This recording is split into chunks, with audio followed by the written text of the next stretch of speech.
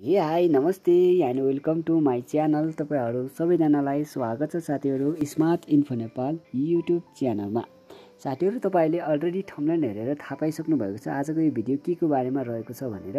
आजको यस भिडियो चाहिँ विशेष गरी pixelLab जो साथीहरुले युज गर्नुहुन्छ उहाँ साथीहरुको लागि एकदमै खास रहेको छ। जो साथीहरुले नर्मली pixelLab हैन तपाईले प्ले स्टोरबाट डाउनलोड गरेर युज गर्नुभएको थियो त्यो भन्दा अलि फरक खालको एकदमै धासो हैन एकदमै धमाकेदार pixelLab हैन यानी कि pixelLab प्रो भर्जन चाहिँ तपाईको माझमा लिएर आएको छु र तपाईले यो pixelLab प्रो भर्जन कसरी डाउनलोड गर्ने यसको बारेमा पुरै जान्न चाहनुहुन्छ र तपाईले यो युज गर्न चाहनुहुन्छ भने चाहिँ भिडियोलाई अन्तिमसम्म हेर्नु होला। अनि च्यानलमा नयाँ आउनु भएको छ भने सब्स्क्राइब गर्नु होला। अनि तपाईले चाहिँ नयाँ साथीहरु हुनुहुन्छ जो तपाईको साथीहरु हुनुहुन्छ उहाँलाई शेयर गरेर यो भिडियो उहाँसम्म चाहिँ पुर्याइदिनु होला ताकि उहाँले पनि यो एप्लिकेसनको प्रयोग गर्न सक्नुहुनेछ साथीहरु। ल साथीहरु भिडियोलाई सुरु गरिहालौ।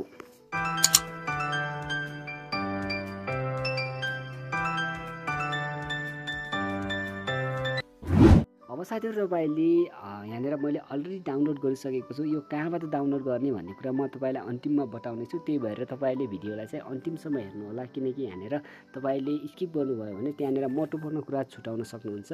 म यहाँनेर अलरेडी डाउनलोड गरिसकेको छु। यहाँनेर तपाई देख्न सक्नुहुन्छ pixelLab एप्लिकेसनको प्रो भर्जन चाहिँ यहाँनेर यसको लोगो नै अर्कै क्वालिटीको छ कि साथीहरु हैन। लोगो अर्कोको चाहिँ हरियो हुन्थ्यो भने चाहिँ हरियो अर्थात ब्लू हुन्थ्यो भने चाहिँ यहाँनेर चाहिँ रेड अनि ब्ल्याकमा चाहिँ देख्न सक्नुहुन्छ। यसलाई चाहिँ म सिम्पली ओपन गर्छु र ओपन गरिसकेपछि साथीहरु यहाँनेर म न्यू प्रोजेक्टै क्लिक गर्छु हैन किनकि यहाँनेर न्यू प्रोजेक्ट अलरेडी रहेको छ।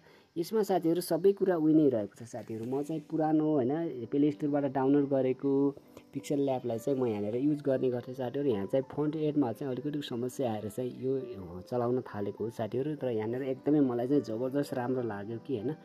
यहाँनेर खास कुरा के छ भने साथीहरु यहाँनेर यसको ब्यानरहरु चाहिँ राम्रो छ कि यहाँनेर तपाई देख्न सक्नुहुन्छ। जो तपाईले शू सम्बन्धी ब्यानरहरु बनाउन चाहनुहुन्छ भने यहाँनेर यो पाउन सक्नुहुन्छ। बाकी सबै कुरा उही नै हो र यहाँनेर तपाईले ब्यानरहरुको फरक चाहिँ एकदमै देख्न सक्नुहुन्छ साथीहरु। यहाँनेर तपाईले यसरी गेमिङको ब्यानर बनाउन चाहनुहुन्छ भने यहाँनेर अलरेडी छ साथीहरु। र यसरी यहाँ फुडको बारेमा ब्यानर यानी कि पोस्टर बनाउन चाहनुहुन्छ भने चाहिँ यहाँनेर अलरेडी छ साथीहरु। र यसरी बाकी कुरा त सबै सेम हो साथीहरु। यही नै फरक छ कि साथीहरु यहाँनेर प्रो भनेको प्रो नै हो साथीहरु। त्यही भएर यहाँनेर चाहिँ तपाईले यहाँनेर चाहिँ विशेष गरी ब्याकग्राउन्डहरु चाहिँ एकदमै फरक देख्न सक्नुहुन्छ हैन।